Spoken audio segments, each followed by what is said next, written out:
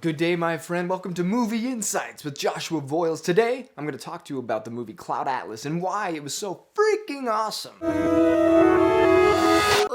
First of all, I'll say this. Cloud Atlas is currently my favorite movie. I mean, there's some old super mega classics from my childhood. But as far as non-nostalgic, here's what I love as a full-grown man-child movies go. Cloud Atlas is a favorite by a long shot, motherfucker. The first time I saw this movie, it was a super spontaneous decision. My wife and I rarely go see movies, but when I heard that this one was made by the Wachowskis, I was like, yeah! I had just got done having a powwow with my band Bloom, and I was literally taking a shit on the toilet, and I was looking up the times on my phone. I saw that the next show started in 5 minutes. I did a quick wipe and wash, and I told my crew to hop in the car. If we were quick, I could snatch up a popcorn and miss all the previews. The timing was perfect, my friend. The movie starts out with Tom Hanks, wrinkly as a raisin, rambling on about who knows what. I mean, seriously, I'd heard that the movie was kind of confusing, but when I couldn't understand 90% of what he was spitting out of his mouth in the first 30 seconds of the movie, I was concerned. I looked over at my wife with the "what the fuck" grimace plastered all over my face. But then the scene changed and the opening music kicked in, and the music was so freaking good. So fucking good. I mean, the music was pretty good, and things got funny and interesting really fast. Moot or provisional. 6 separate but kind of connected stories are told throughout the movie based on the novel by David Mitchell. But the stories vary greatly from the book, and they're told in chunks, moving from one storyline to another. In my opinion, some of the stories in the movie are way better than the ones in the book. Don't you readers be throwing anything at me now, you hear? Yeah! Each story features repeat actors playing different characters in different lifetimes. I think the makeup alone must have cost millions. What I experienced was a tumultuous rollercoaster of emotion. I mean, seriously, it was crazy how in one moment I'd be laughing my scrawny little ass off, and the next my freaking stomach would plummet down into my butthole out of anger or disgust. You know the feeling. Then I'd feel super sad and at a loss. And then I'd start laughing again. Then I'd poop my pants. And the audience would smell it, and they'd look at me and felt a little awkward. But seriously, from the cannibals to the clones to the gay lovers and the tribesmen, I was enthralled.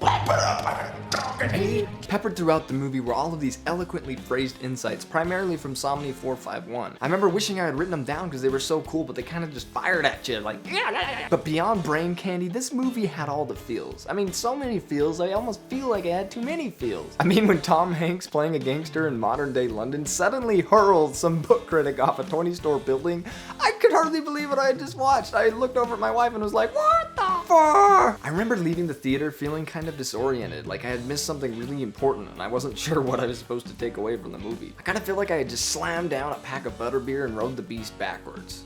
On acid. So I threw away my bucket of popcorn that was largely untouched due to my fascination during the movie, and just let myself think for a moment while I took a piss. The movie was hugely intriguing, and it inspired a late night of meaningful conversation with my wife. A couple weeks later, we watched it again, and the difference in the experience was night and day. I mean, it was phenomenal. It blew my freaking mind. Because I didn't have to analyze and keep track of everything that was going on, it gave my mind the freedom to just experience the movie. Instead of being like, hey dude, that didn't make sense. Why did that happen? That didn't make sense. Who's that guy? Why? Shut up! My mind was quiet and open. I saw and marveled at the intricate and obvious ways that the storylines were connected. I deeply appreciated the rhythm and energy that each storyline would mirror at certain times. I felt connected to all the characters, so my emotional investment in the movie was amped up big time. But mostly, I just bawled. Again and again, I felt the intensity of being alive so strongly that I was moved to tears. I felt this unwavering sense of connection with those around me and all of life. Crying like a baby who was just shot out of the womb, I reached over to grab my wife's hand. I even wanted to grab my brother's hand because he was bawling like a baby too. Big old fat crying baby. On my way home, I felt the very real sensation that all boundaries are conventions as I sat in my car driving, feeling connected to my car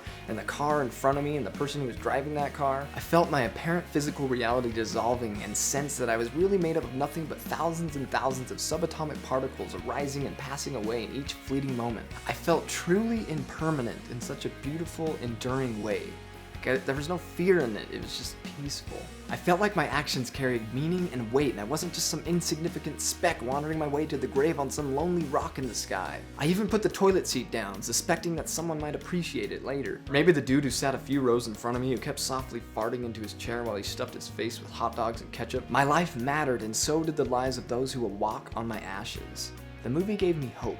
And I know hope is a sunken ship at the bottom of the ocean, but hope is exactly what you need sometimes. Naturally, based on my experience, I'd say Cloud Atlas is a movie that you have to watch at least twice. I mean, if you watch it once and you're just not really fascinated or intrigued, that's fine. Just move on with your life and you'll forever have the endearing image of Hugo Weaving playing an evil nurse. I mean, come on. But if you are curious, I urge you to watch it again. It just might blow your freaking mind. Your choices matter. Your choices may feel like a mere drop in a limitless ocean, but what is an ocean? But a multitude of drops. You author your own future and choose your direction with each present moment. By each crime and every kindness, we birth our future. To sum it up, I feel like Cloud Atlas is a masterpiece. A masterpiece that, tragically, the world was not ready for. It's time for the question of the week. What about you? If you have seen Cloud Atlas, tell me about your thoughts and experiences in the comments below. I'd love to hear from you. And if you haven't, go watch it and come back and leave a comment. Let's get a cool discussion going on. Thanks for freaking watching this. You're freaking awesome. And if you like this video and you want to see more from me, make sure you subscribe to this channel. If you're already subscribed, you freaking... I love making movie and book insight videos, lyrical interpretations, and if you have any suggestions, leave them in a comment below. Until next week, I'm Joshua. I love you. Who are you? I'm McKay, and I'm a powerful, passionate, creative man. You are a runaway slave, and I am a lawyer. How do you imagine we could possibly be friends?